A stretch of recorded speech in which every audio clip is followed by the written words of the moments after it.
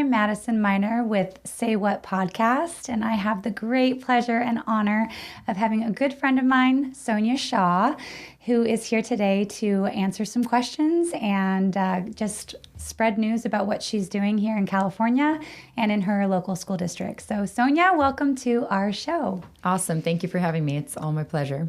Absolutely. So just a couple questions for you today. I wanted to talk about what first brought you onto the school board for Chino Valley Unified School District and what education in California looks like for you.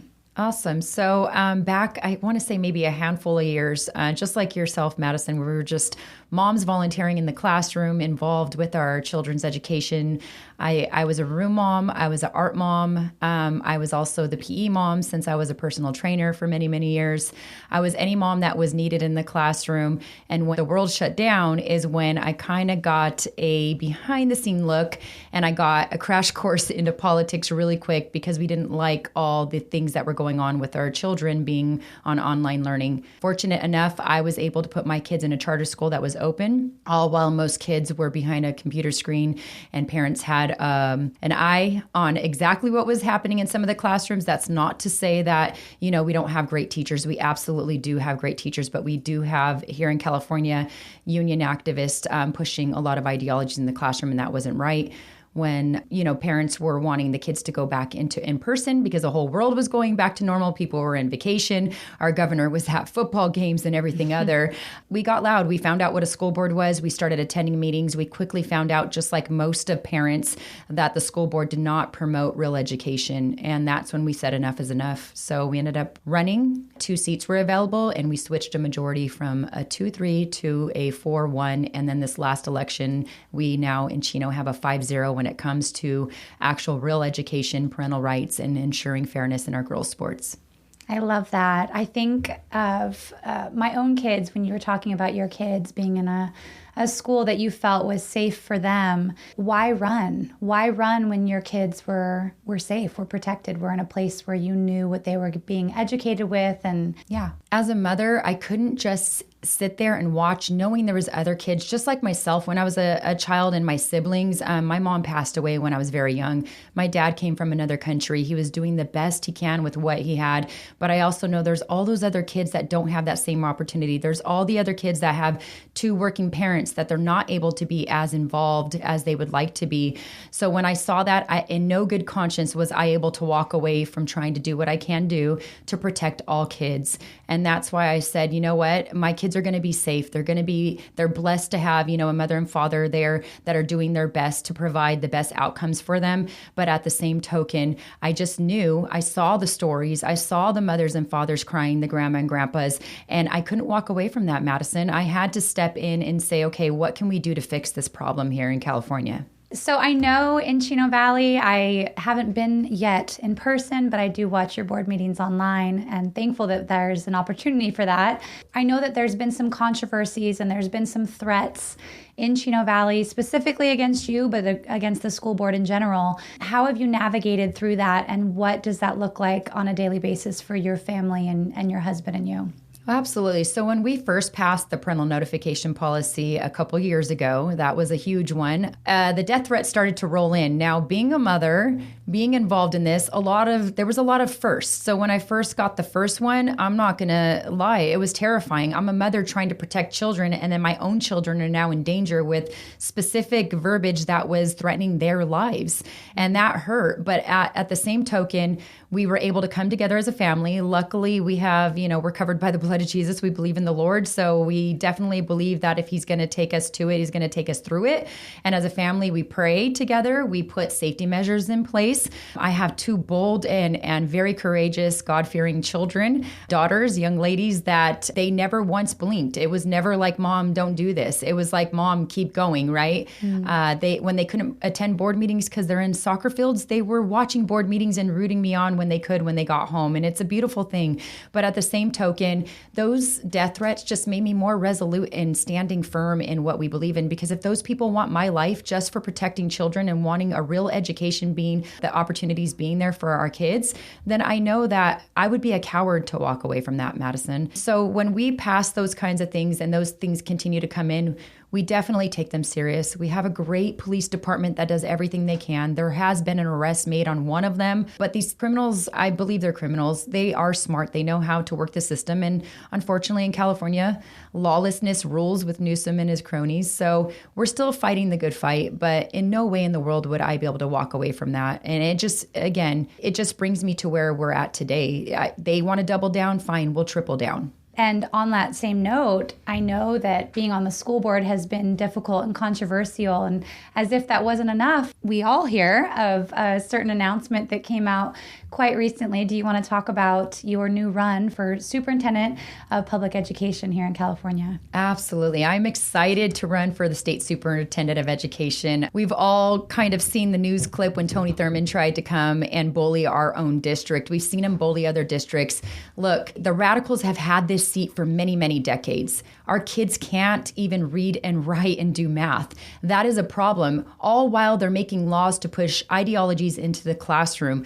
That is another great problem, right? And that's where I'm excited to bring what we're doing there in Chino. My heart hurts when I have board members that are in a minority right now throughout California. I have parents reaching out to me constantly. How can we get what you're doing there in Chino all over California? So with a lot of prayer and encouragement, that's when I decided, you know what? This is the way that we can do it. Why keep handing our kids over on a silver platter? And I decided with my husband and me praying alongside our kids that it's the time. The time is now. We can't just sit here and cower away from these positions. We have to hit them head on. Like, yes, is it going to be a challenge? Is it an uphill battle? 100%. We have the unions that greatly fund these positions. But right now, more than ever, we see parents and community members rising up for these positions, and I'm grateful to stand alongside them, Madison. That's wonderful. I look forward to supporting you in that. What do you find to be the most urgent and pressing issues that you want to focus on when you win your seat for Superintendent of Public Education? That is such a loaded question because there's so many things, but let's focus on the transparency first. We see how the legislators, we see how this current person in this position, we see how Newsom, they all got behind a law recently that takes away parental rights, right? That we have a constitutional right in the upbringing of our own children. Number one, what policy we currently have, even after going through being sued by the state, we in Chino still notify parents. That's important. When a parent trusts the school system and they drop their child off at the school gates, they're not saying, please keep secrets from me. They're trusting that there's transparency. With that said, I want to take the policy that we currently have in Chino and make it California statewide. We need to be able to notify parents. With that said, comes disarming the union right now with pushing ideologies in the classroom. Look, if what they were doing was correct, our kids will be able to read, write, and do math. The fact is, they've been pushing ideologies into the classroom, and that needs to stop. We need to give all the tools throughout the district, especially our new teachers coming into the field, the opportunity to be able to actually do what's right. I will be honest, a lot of student teachers that even my own children have right now into classrooms, they're pushing things because that's the way that they're taught. But in Chino, we have a system that's working. We have the blueprint that's working. And to me, I would feel so sad and discouraged if I don't try to take that statewide. Madison, in a time where they're legislating to push ideological beliefs into the classroom, our district, regardless of what the law is, we're still increasing in our test scores. We're still increasing enrollment in a time where that's decades have been decreased, right? But we're building the trust back in our community. And I really, really think if we take that statewide, we can be the leaders. We all know whatever happens in California, there goes the nation, right? So let's show the nation that we're sending them good things finally and not a warning sign of what's to come bad in their states. Yeah, I think Chino Valley has done such an amazing job. You in your run as president for 2 terms now, and the rest of the school board, you guys have done such a good job championing parent rights and parental involvement. Statewide, I see that as being such a task because I know it's a massive state that, like you said, there's been a lot of policies and bills that have passed up in Sacramento. What are some of the specifics when it comes to the policies and the bills up in Sacramento that you would love to change or amend, make them something that is more tailored towards your beliefs and what you want to do up in Sacramento? Yeah, I mean, AB 1955 is just a clear one, right? That takes away the parental rights. Trump's already challenging that. Let's get rid of that. Last night, our board took action to ask for federal intervention in regards to that, and it passed 5-0. So hopefully we'll get more hands on deck to make sure that that unconstitutional law is taken back.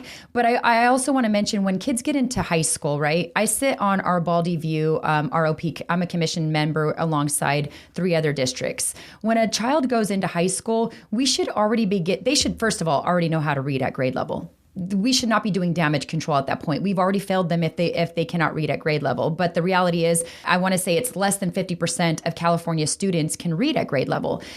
So we need to ensure that they're able to read by then, right? Put all the interventions in place, ensure that we're actually focusing on education. It doesn't take brain surgery to make sure that our kids can read, write, and do math. But with that said, when they get into high school, there's so much funding that could be put in place to help these children after they graduate that we're missing that opportunity. We're starting to implement that even more and more here in Chino Valley, but I want to take that statewide. Not all children are 4-year bound, right? But with that said, we already do a great job at putting kids into the 4-year system, but we also do a horrible job at keeping them there because they're not prepared. You see the graduation rates at a 4-year, right? They're horrific. And parents are spending a lot of money. Even these young students that don't have parent involvement with being able to afford these things, they're now in a tremendous amount of debt at such a young age. But if we sit down with those kids in the very beginning and we say, hey, is there a pathway? Is there something we can help you with? We could set them on those pathways. We can give them the tools. Look, if they want to go into a trade, if they want to go into law enforcement or fire or nursing, whatever it may be, we have those tools available. And I want to make sure statewide we put the funding where it's needed to ensure success after high school. That is a huge thing that we need to focus on that I think we're missing the boat on. And you could see, I mean, kids are growing up to a point in high school where they don't even know what they want to do, but they don't even have the tools. And that's heartbreaking. We are failing our kids even after high school. And we have the opportunity. We have the money. It's just being mismanaged. When it comes to parental rights and the idea of transparency and parental involvement, what would you encourage parents with when it comes to those topics specifically? Don't trust the system. You have great people in the education system. You have great teachers. You have great staff members. But don't trust. We've seen over and over. I mean, it breaks my heart and it makes me want to scream from the rooftops. You continuously see the sexual abuse even in the classrooms. Parents have to pay attention. Stop trusting your kids with these people. Look, I get it. Get involved. Even if it's just watching your board meeting and seeing the people that are involved in making these decisions. Most districts, not all, they do have a live stream and they also put them on YouTube. If they don't, encourage them to. Ask them to. Why are they hiding these things, right? You want to see what exactly they're doing in regards to your children. Ask questions. Be there for your child no matter what. I know that the system in California has been designed to make both family members, a mom and a father, working right now because we're all trying to just be able to put even eggs that are increasing at a daily rate on the table. But the fact is, our babies are in the hands of people who don't always have the best intent, Madison. So transparency to me is key. When you afford the parent the opportunity to be involved, that's where we see the best outcomes for our children. And that's where we're missing the boat here in California because our legislators have made it very clear they don't want to have parents involved. They think they're the parent. You see them pushing grants into things like community schools. They package it with a pretty bow, telling parents they want to take care of your whole child. It's not that they want to take care of it. They want to pretty much put in and install into the child what they want them to know. They are teaching them their ideologies. They are making them dependent on the system, and that needs to stop. We need to give them the tools to be successful and independent. Yeah, I was thinking, everyone should get chickens, first of all. That would help with the egg crisis. But along the same lines, when it comes to the individuals that feel the government should raise your own children, they have critiqued you. They've said that you marginalize them, that you exclude them. What would you say to your critics who believe that the government should raise your children? I absolutely love kids enough to stand in between them and our kids, because when it comes down to it, anybody can go to a Chino Valley Unified School Board meeting. Please go look last night. Those people getting up and screaming and yelling, they're not, my point of view and what I've known, they're not even parents. These are radical groups that have been involved, that continue to put their time and effort. They are relentless at fighting to have the rights over your children. And that's where I tell parents, no, I'm sorry. Like, you can critique me all day long, but if I stand and we talked about this before, Madison, if we protect one child, we've done our job. And that's what we'll continue to do. I agree with you on that completely. So you've been with Chino Valley now for 5 years, is that correct? 2 years. 2 years. 3 that's years right. as the school board president, and prior I was just a mom frustrated at the school board meetings. So what have you learned? What experience have you gained that gives you confidence, or at least gives you, the desire to follow through and run for such a huge position for our state? Well, I'm glad you asked that. So I've pretty much, it was hurtful, and actually kind of hurt our family in a way, but I stopped my small business during the COVID shutdown. I made this a full-time position. Even though it's not a job, I made it a full-time position to understand how it all works. How would I have any clear conscience of not involving myself on how it works? In pretty much, you're involved in everything. You're managing a business, right? Because a school district is a business. We make the biggest decisions. The superintendent, most people don't know, they report to the board, right? And when you have great superintendents that our hands are tied because of a board, that's the situation that I found out from coming from a mom to a school board member. It was that we have great staff. It's just they weren't able to do exactly what they want to do in regards to educating our kids. I started doing site visits. I started asking the superintendent, what is it that the board can support you that you have not historically had support in? What is it that you want to implement to every classroom, regardless of the relentless effort from the radical union activists and not the good teachers, right? And I started having those conversations. In fact, we have so many great teachers that support what we're doing, and they're excited that we're in this position, because even when it comes down to discipline, Madison, the state doesn't allow us to discipline children. So that creates chaos in the classroom, and it's unfair to our teachers because they're there for a reason. But with that said, I spent countless hours, I'm still spending countless hours on how it works, what we can support. And I found out our district, we have studies being done on us from Stanford. We have great studies being done from a lot of different organizations. And it's because we're allowing our superintendent and the experts in their field to do what they were designed to do and paid to do. And that excites me, because at the same token, you don't have that in all districts, but being in a position of a state superintendent of a public instruction, if I can implement that statewide, how beautiful would that be? And it doesn't take brain surgery to be that person to do that, right? You have all these people that report to the big money, the unions. I don't do that. I report to the community in which I was elected. And that's what I think at the state level I'm going to bring, obviously, with the support of parents. And I'm excited about our opportunities for our kids. So the first year, I'm just going to hit it hard, be as relentless as them, and we'll start to see our kids flourish. And so going back to the current superintendent, I know he has termed out. Is that correct? Mm-hmm. So, I know it's kind of silly to even address him, but you're going to be going up against some other individuals, and we don't even need to name them because it doesn't matter for when you win. But what would you say are your biggest challenges, your biggest obstacles? I know you mentioned the teachers union. What are your biggest challenges with the individuals that have announced their candidacy against you? And what will you do pushing forward? You have some time, right? Yes. Until the election actually happens. But what will you do in the meantime to continue to promote yourself, continue to spread the word? And what does that look like for Sonja Shaw and for her family? Well, thank you for asking that. But here's the thing. They come with money. They come with a machine that was built to get them into these positions. You see here in California, most of the things that we stand on together, it doesn't even matter party line. This is a nonpartisan position. It's an 80-20 thing, right? Like 80% of everybody believes in what we believe in, but yet we don't go to the polls with it. So my biggest challenge is getting around California and spreading the message, letting them know what's happening, letting our homeschool moms and families know what's happening, because they may not even be aware California, Sacramento legislators right now are attacking homeschooling. So all while parents and private schools as well, they've been attacking private schools. So my thing is, I need all hands on deck to be able to afford to get around California. I need captains in each area to spread the message. This is a statewide seat. I don't have the big money coming behind me, but I think what is beautiful is I have parents, I have community members, I have grandparents.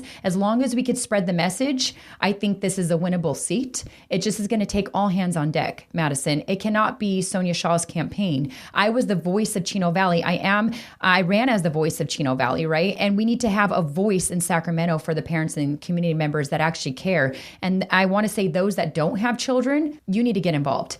These are people that are growing up in your communities. So that was my biggest conversation knocking door to door when I had, a retired person in front of me was, oh, I didn't have kids. I heard that often. I don't have kids. It doesn't pertain to me. Yes, it does. These people are growing up in your communities. And if they are being pushed through a system that just pushes radical ideologies in them, your beautiful state that we're all growing up and people are exiting out of is going to be continued to be destroyed. Mm-hmm. And that's where I say, Madison, all hands on deck. I need everybody on deck. Again, we don't have the big money. I ask, if you have to give up a Starbucks, let's do it. That's the biggest, hardest thing for people like, normal people like us is asking for money. But the reality is we're going to need it, and we're going to need the support, and we're going to need the captains to take initiative in their own communities. And I know you said that there's, people that say, oh, I don't have children. I don't really care about these issues that have to do with education, public education. And I agree with you. I think that was something when I ran that was an excuse, hey, I don't have kids, so this doesn't really pertain to me. So when it comes to the unification, you have stakeholders. You have stakeholders without kids, with kids, aunts and uncles. You have children involved. You have staff, teachers, administrators, you have parents.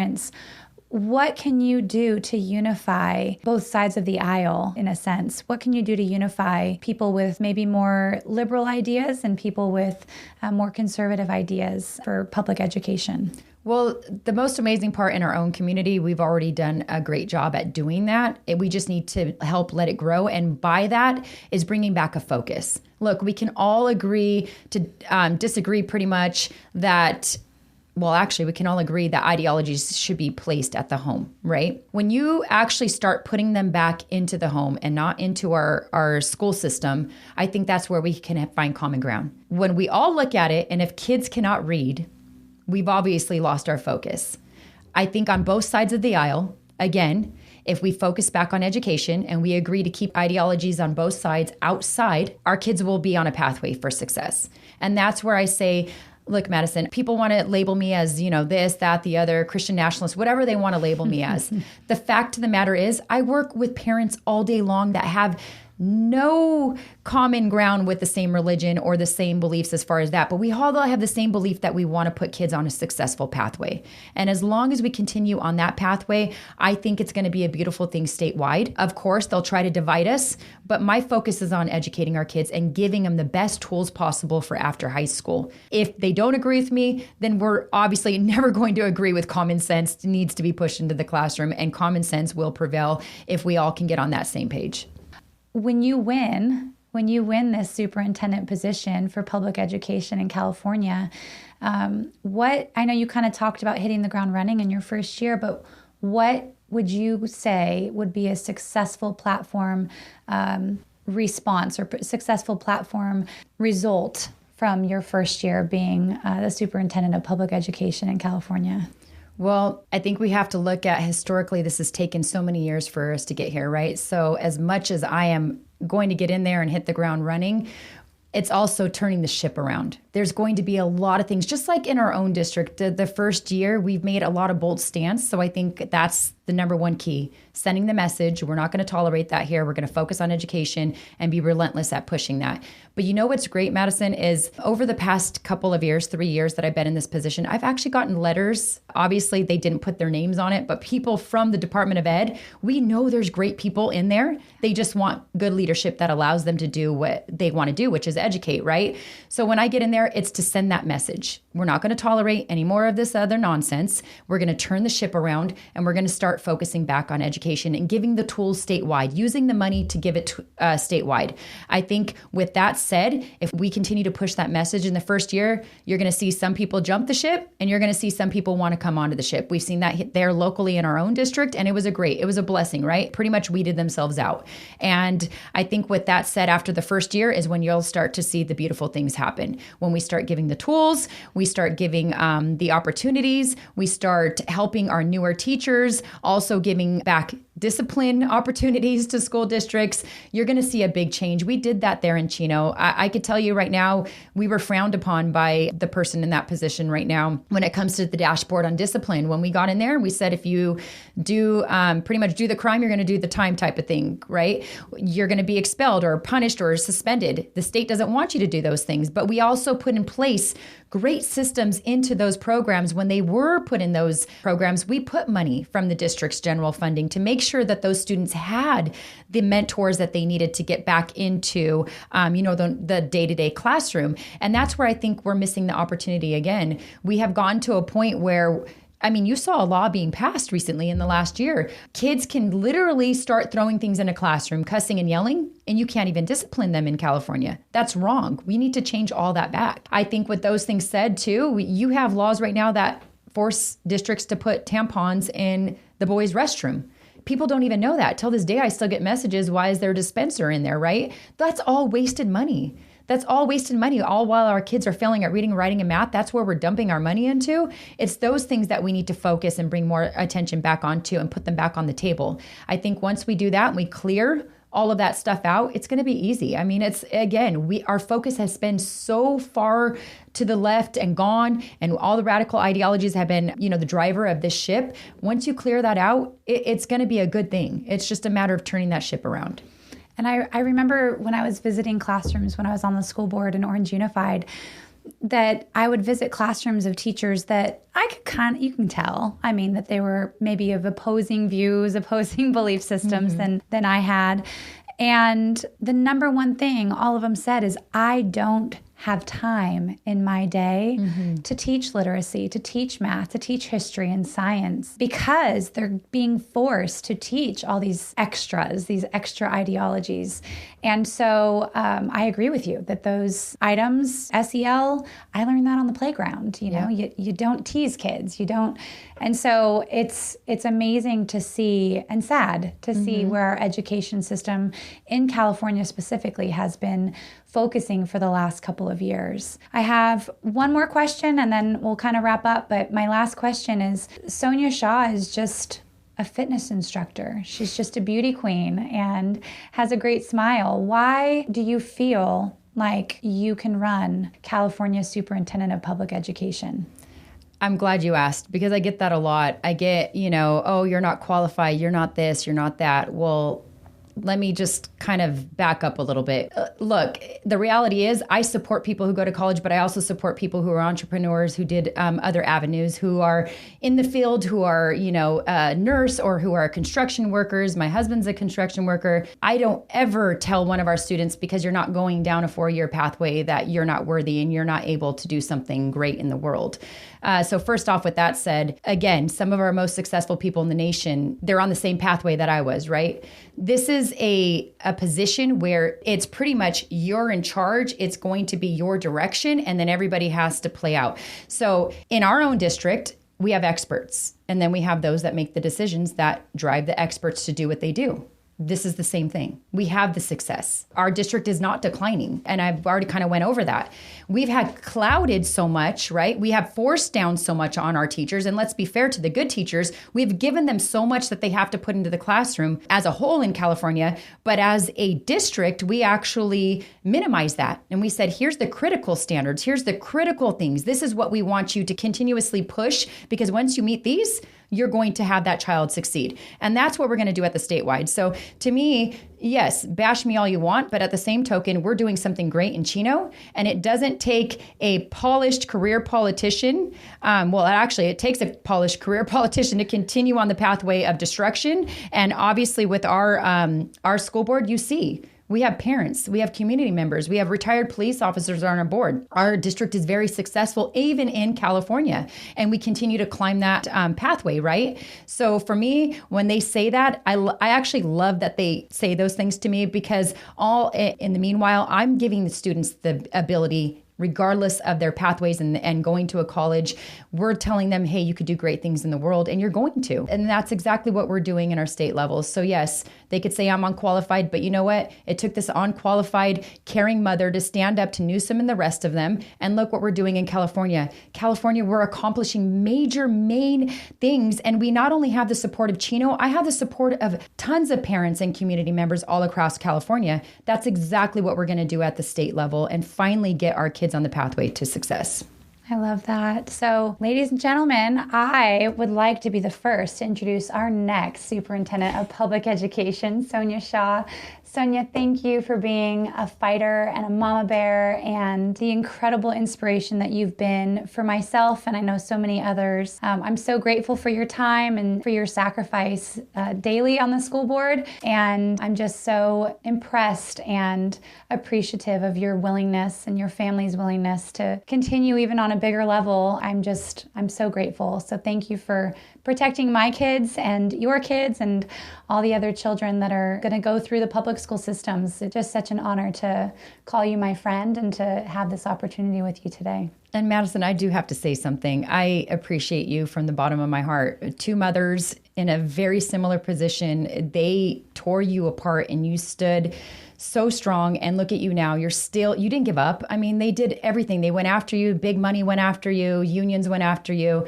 I am so proud of you. And it's people like us that will continue to link arms and make the change that's needed for our children. I love you. I appreciate you. And I stand with you in this. Thank you, Sonja. I'm Madison Miner with Protect Our Kids. We have social media. We have Instagram and Facebook and our X. And we also have a YouTube channel. And I encourage you to go and view all of our videos. We have great instructional materials on our website to give you the tools to go out and have a voice and protect your kids and protect my kids. So thank you so much for listening to our podcast today. And I will see you next time.